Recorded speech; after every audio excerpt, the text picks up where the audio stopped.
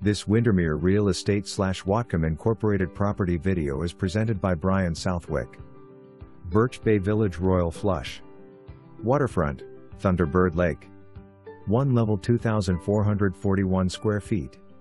5 zone and floor radiant heat, 3 bedrooms, office, 2 full baths, open floor plan, great room concept, expansive kitchen with granite, stainless, maple cabinets, gas and electric cooktop, all appliances stay including the washer and dryer.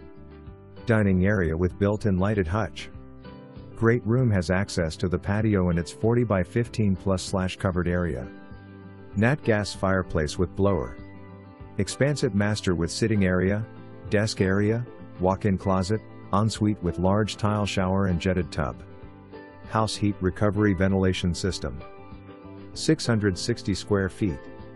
3-car garage with 240 volts, nat gas for heater, workshop space, belt drive doors and more.